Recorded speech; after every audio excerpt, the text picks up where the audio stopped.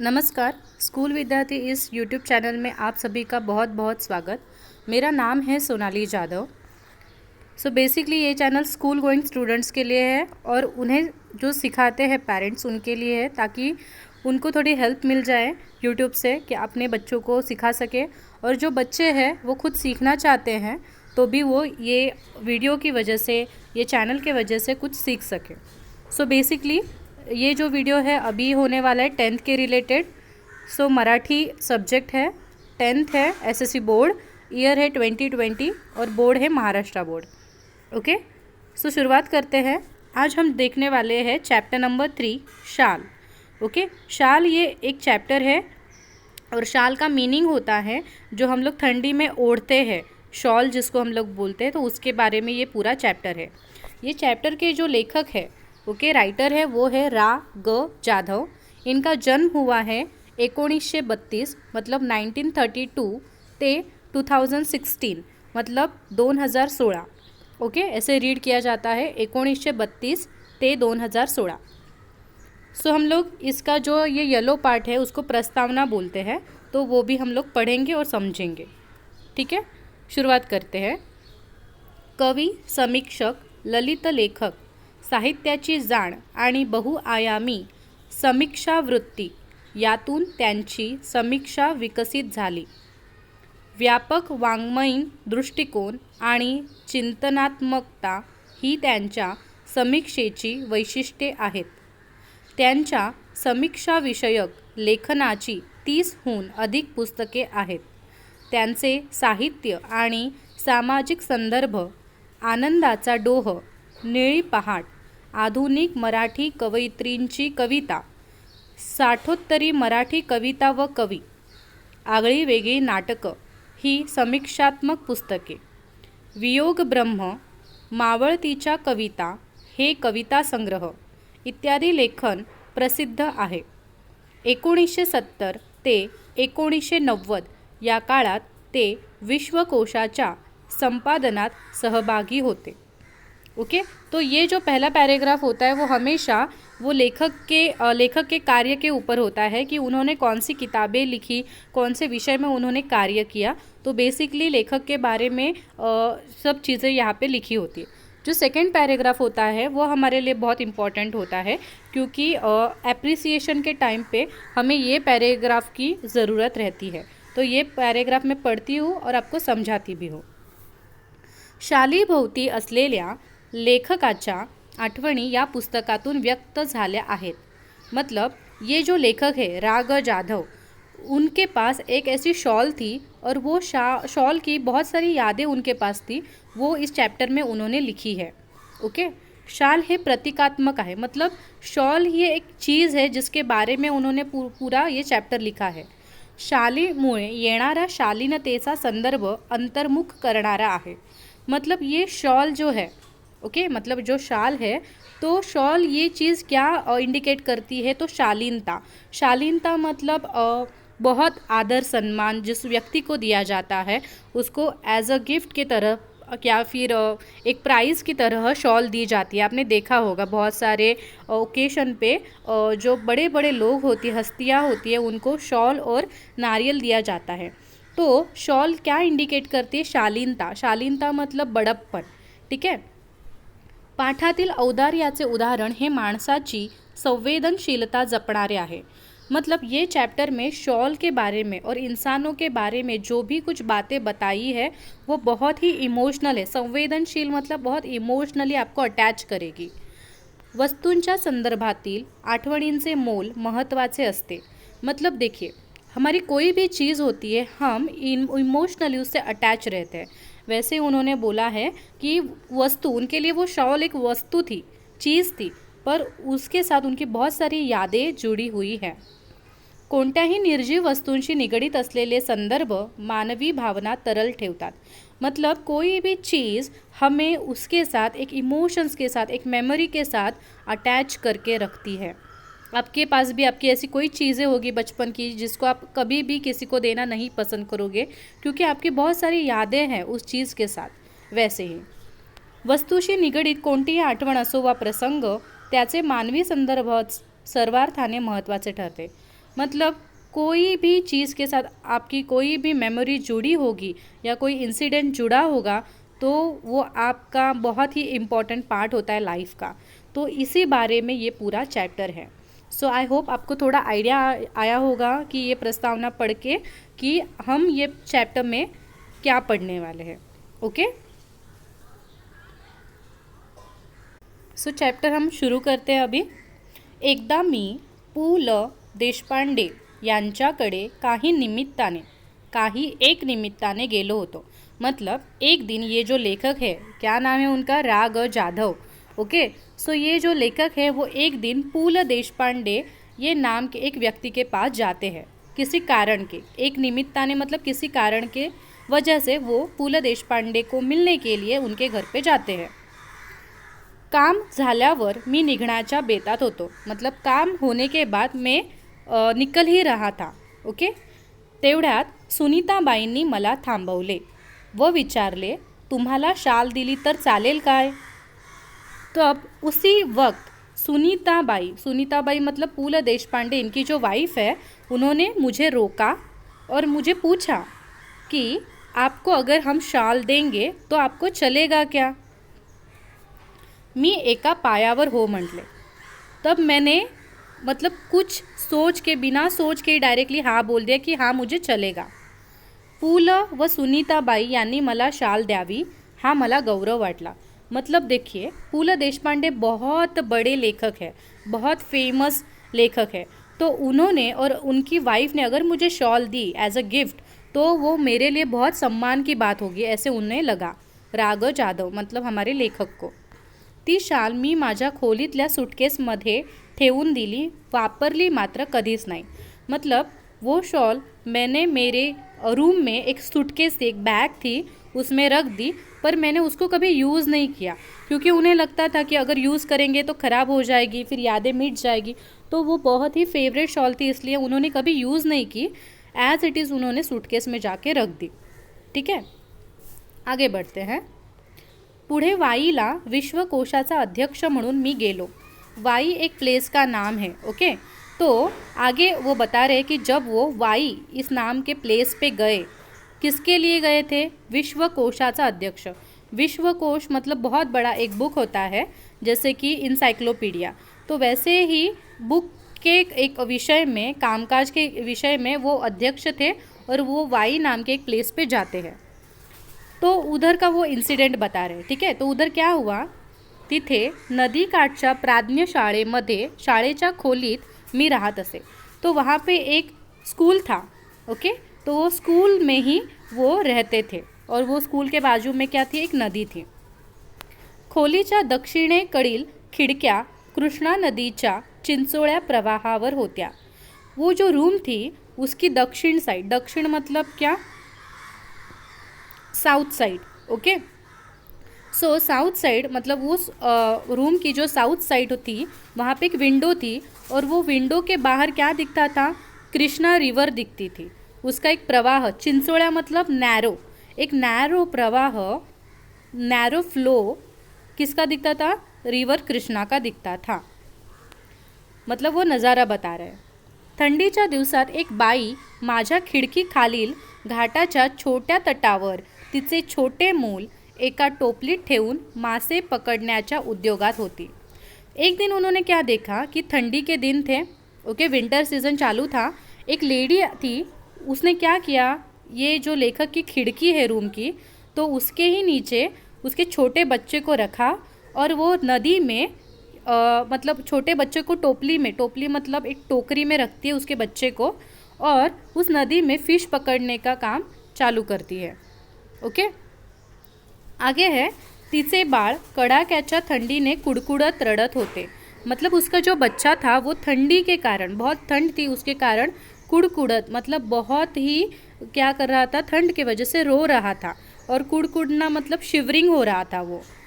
पण आई तिकडे बघत नव्हती, पर उसकी जो लड़के की माँ थी वो उस बच्चे की तरफ देख भी नहीं रही थी। मला मात्र रहावले नाही, मतलब ये सब देख के लेखक को बहुत दुख होता है और उसको रहा नहीं जाता। मी सूटकेसमधील पुलकित शाल काढली, तब उसी टाइम पे उनको याद आया वो शॉल के बारे में जो पूला देशपांडे ने उनको दी थी। तो वो पूला देशपांडे ने उनको दी थी, उसके लिए वो पुलकित, वो शाल का नाम क्या रखते हैं, पुलकित, पूल के नाम के हिसाब से। तो उनको उन्होंने सूटकेस में से वो शॉल निकाली, 5-50 रुपयांच्या नोटा काढल्या, मतलब 5-50 रुपये जो नोट थे वो उन्होंने निकाले, उनके पास थे वो। त्या बाईला हाक मारली, मतलब उस जो बाई थी, लेडी थी, उसको उन्होंने चिल्ला के बुलाया उनके पास। खिडकीतून ते सर्व खाली दिले, मतलब विंडो में से उन्होंने वो पैसे और वो शॉल उनको दे दी, वो लेडी को दे दी। आणि म्हटले, और उन्होंने कहा उस लेडी को, त्या बाळाला आधी शालीत गुंडाळ आणि मग मासे मारत बैस, मतलब पहले बच्चे को इस शॉल में क्या कर, पूरा कवर कर ले और उसके बाद में तू फिशिंग करना, उसके बाद में तू मछलियाँ पकडना। या घटनेची ऊब पुलकत शालीच्या उभेपेक्षा अधिक होती। और तभी लेखक को महसूस हुआ कि वो शॉल मेरे लिए बहुत इम्पोर्टेंट थी, क्योंकि मेरे फेवरेट लेखक ने मुझे मेरा गौरव सम्मान करने के लिए मुझे वो शॉल दी, मेरे लिए वो बहुत इम्पोर्टेंट थी।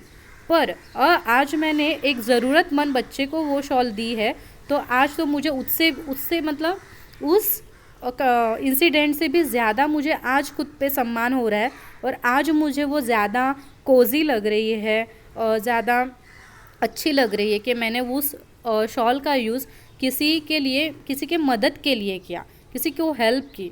ओके, तो आज उनको वो शॉल का बराबर से यूज़ करने का बहुत अच्छा फीलिंग हो रहा है। तो ये बारे में उन्होंने बताया है। ओके, आगे जाते हम।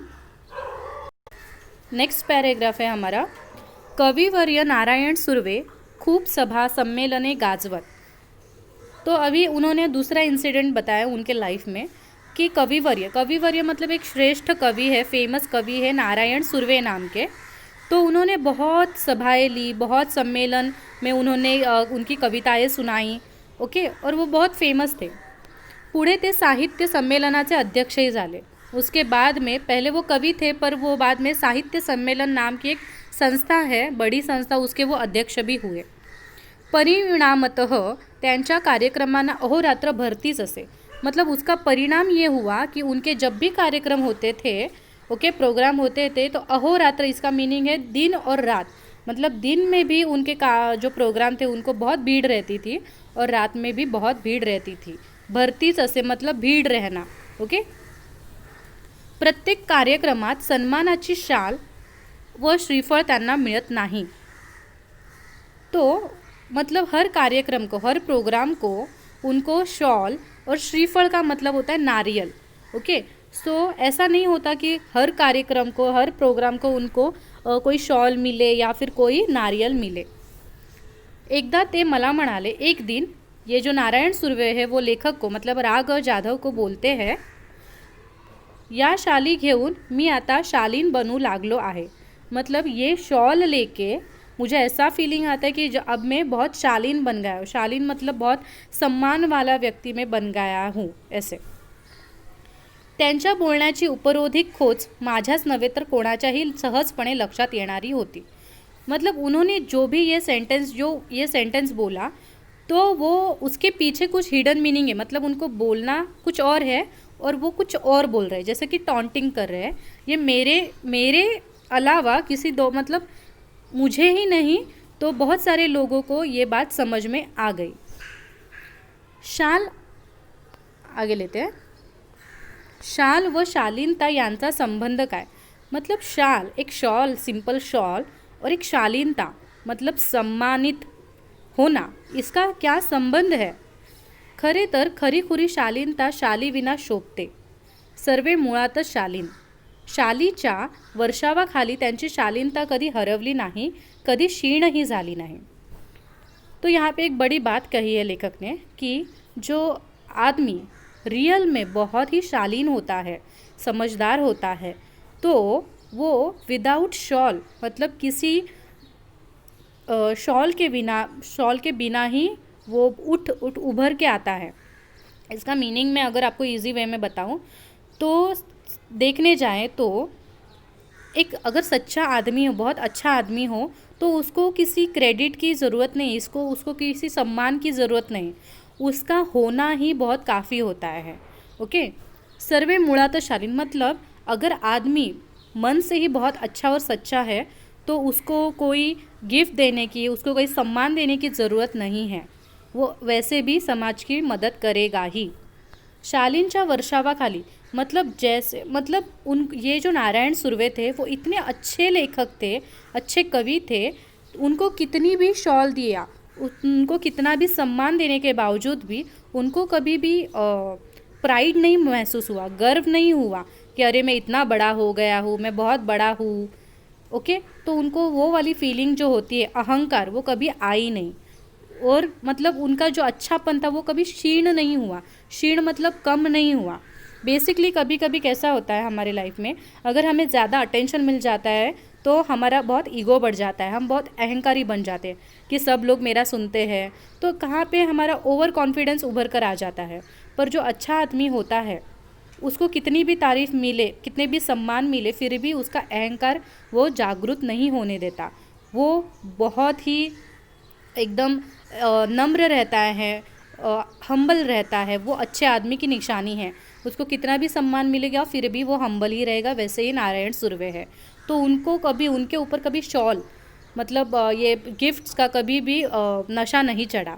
ठीक है, आगे बढ़ते हैं। मी कविवर्यांना म्हटले, मतलब मैंने कवि को मतलब किनको, नारायण सुर्वे को बोला, शालीमुळे शालीनता येत असेल तर मी कर्जबाजारी होईल, भिकेला लागेन, पण शेकडो शाली खरेदी करून सर्वांना एक एक शाल लगेचच नेऊन देईन। यावर तो शालीन कवि मनापासून हंसला। तो इस पे डिस्कस चालू था कवि का और हमारे लेखक का। तो लेखक बोलते, अगर सिर्फ शाल देने से ही कोई बड़ा आदमी बन जाता तो मैं कर्जे में डूब जाता तो भी चलता, पर मैं सबको एक एक शाल गिफ्ट कर देता। ओके, और ये जो व्यंग था, व्यंग मतलब ये एक जोक था, टॉन्टिंग था, तो उस पर जो नारायण सुर्वे वो, उनको बहुत अच्छा लगता है वो जोक और वो उन पर हंसते हैं। ओके, मतलब इसमें आपको यही बात समझनी है कि कोई शॉल आपको शालीन नहीं बना सकती, कोई सम्मान आपको शालीन नहीं बना सकता, आपको वो अंदर से खुद होना चाहिए।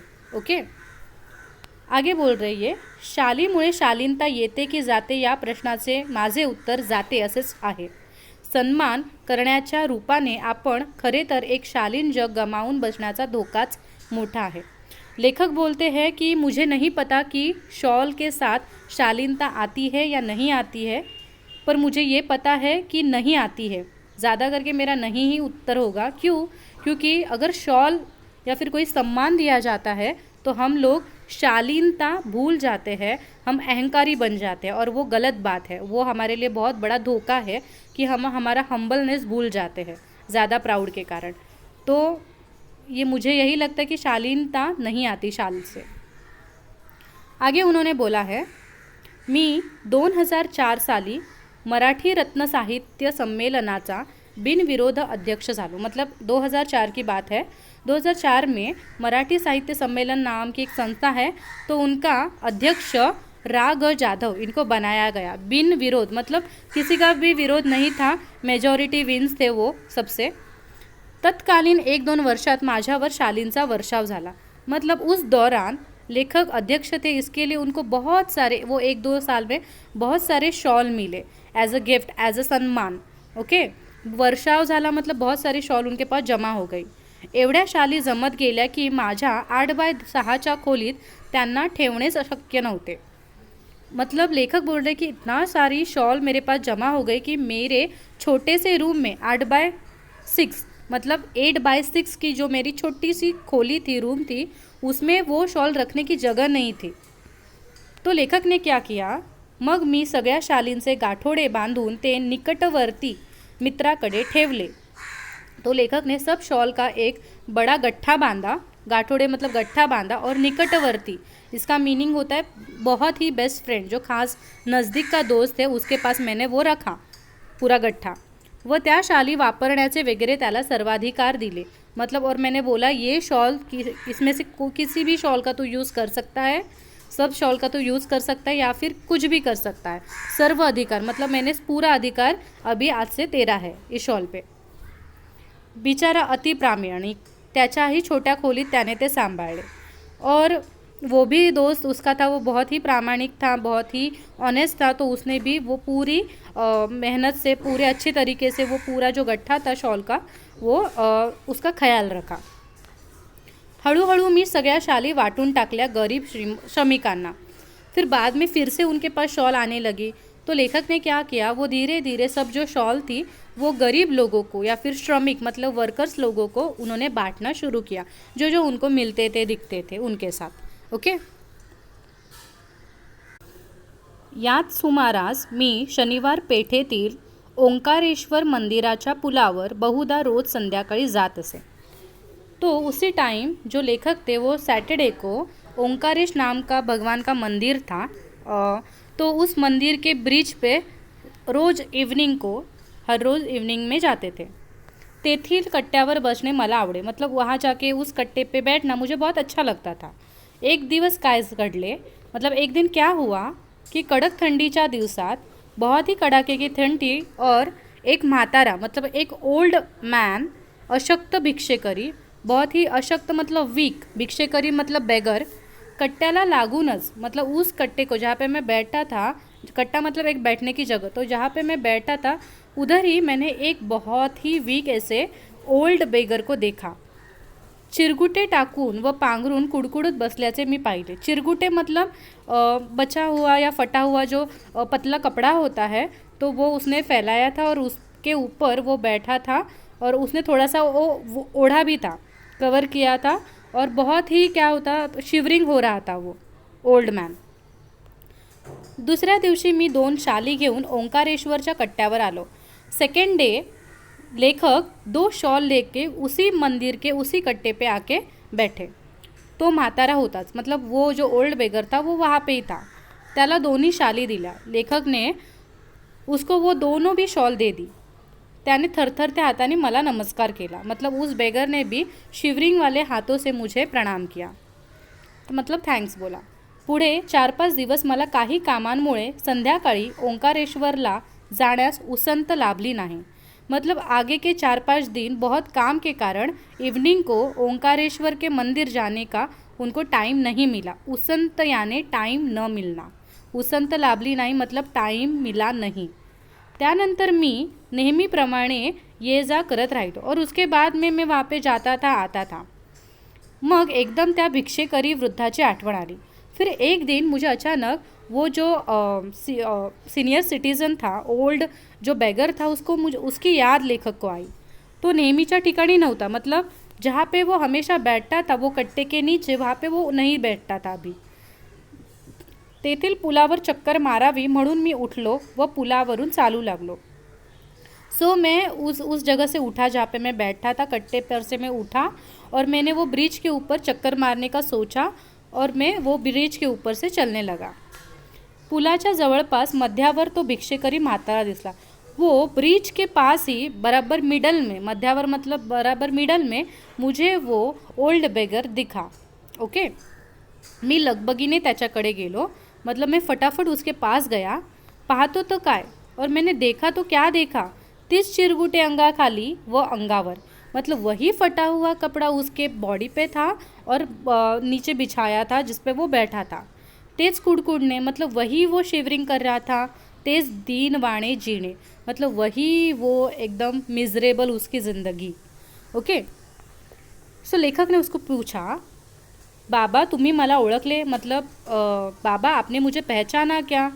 त्याने नकारार्थी मान हलवली. उसने बोला नहीं नहीं पहचाना, मतलब मान सिर्फ गर्दन हिला के ना बोला. मग मीच म्हटले. फिर लेखक ने बोला, बाबा 5-6 दिवसांपूर्वी मी तुम्हाला 2 शाली दिल्या होत्या, आठवते. मतलब 4-5 मतलब 5-6 दिन के पहले ही मैंने आपको 2 शॉल दिए थे, आपको याद आ रहा है. तब ये जो ओल्ड मैन था वो उसको थोड़ा सा हंसता है और हाथ जोड़ता है और बोलता है, हे भल्या माणसा, मतलब हे भले इंसान, तू लई मोठा, मतलब तू बहुत बड़ा है. म्यासनी शाली दिल्या. म्यासनी मतलब थोड़ा सा इनका जो लैंग्वेज है बेगर लोगों का वो बहुत ही क्या बोलते हैं, बहुत ही अलग लैंग्वेज है. तो म्यासनी मतलब मुझे आपने शॉल दी, पण बाबा, पण मतलब फिर भी म्या भिकाऱ्याला शाली कशा शोभतील, मतलब मैं एक बेगर हूँ और मैं अगर अच्छी नई खासी शॉल लेके यहाँ पे बैठूंगा तो कैसे चलेगा. त्या शोभेपेक्षा पोटाची आग लई वाईट. मतलब उस शो के लिए अगर मैं, मतलब अगर मैंने वो नए शॉल ओढ़े, पर उससे भी बहुत बुरा बात है कि मतलब उस शॉल से बुरी बात है कि मेरे पेट की आग. अगर मैं नई नई शॉल ओढ़ के भीख मांगने के लिए बैठूंगा तो मुझे कोई भीख नहीं देगा. सब यही बोलेंगे कि इतने नए नए शॉल तो है इसके पास, तो भीख मांगने की क्या ज़रूरत है. तो वो शॉल मेरी पेट की जो भूख है वो बुझा नहीं सकती. इसके लिए मुझे ऐसा ही रहना पड़ेगा, ऐसे ही फटे कपड़े पहनने पड़ेंगे, फटा जो है कपड़ा वो ओढ़ना पड़ेगा ताकि लोग मुझे कोई भीख दे दे और उस रुपये से मैं कुछ खरीदूँ और मैं खाऊँ. तो मैं तेरी शॉल वो नहीं यूज़ कर सकता, भले मुझे कितनी भी ठंड लगे. मी शाली इकल्या व 2-3 दिवस पोटभर जेवण घेतलं बाबा. मतलब तूने दिए हुए वो 2 शॉल मैंने बेच दी, उसमें से कुछ रुपए आए और उसमें मैंने पेट भर के 2 दिन खाना खाया. आमचं हे असलं बिकट जीणं. मतलब हमारे ये ऐसा ही जीना है. बिकट मतलब हमारा ये जीवन ही बहुत डिफ़िकल्ट है. तुझं लय उपकार आहेत बाबा. मतलब आपके बहुत ही उपकार है मुझ पे कि आपने मुझे शॉल दी. शालीची शोभा आणि ऊब व पोटाची आग आणि अन्नाची ऊब. तो उस टाइम को लेखक को रियलाइज़ हुआ कि शाल ये सिर्फ एक शोभनीय चीज़ है, एक डेकोरेटिव चीज़ है दूसरों को दिखाने के लिए. वो पेट की आग नहीं बुझा सकती. ओके, वो जो अन्न का जो कोजीनेस है वो शॉल नहीं दे सकती. ओके. तो आगे लिखा है भूखे लेल्यास अन्न द्यावे. मतलब जो भूखा है, जो हंग्री है, उसको अन्न देना चाहिए. जो प्यासा है तहान लेल्यास पाणी द्यावे. जो प्यासा है उसे पानी देना चाहिए. आणि हेही जमले नाही, अगर आपको ये भी नहीं पॉसिबल हो रहा है तर अभाग्यांना सन्मानाच्या शाली तरी द्याव्यात. तो जो अभागी लोग रहते हैं उनको आपके जो सम्मान में मिले हुए वो जो शॉल है एज अ गिफ्ट जो आप यूज़ नहीं करते हो, तो कम से कम वो तो दे डालो ताकि वो उनको बेच के कुछ खा सके. ओके. मतलब आपको जो पॉसिबल हो सकता है वो चीज़ आपको देनी चाहिए ज़रूरतमंद को, ऐसा ये चैप्टर बताता है.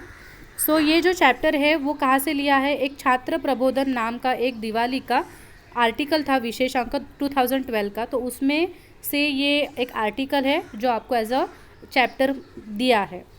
सो बेसिकली आपको ये चैप्टर की वजह से समझा कि ये शॉल कितनी इम्पोर्टेंट थी लेखक के लिए, फिर कितनी इम्पोर्टेंट थी वो बच्चे के लिए जो नदी के इधर था टोकरी में. फिर बाद में चैप्टर में आपने देखा कि शाल और शालीनता का क्या संबंध है.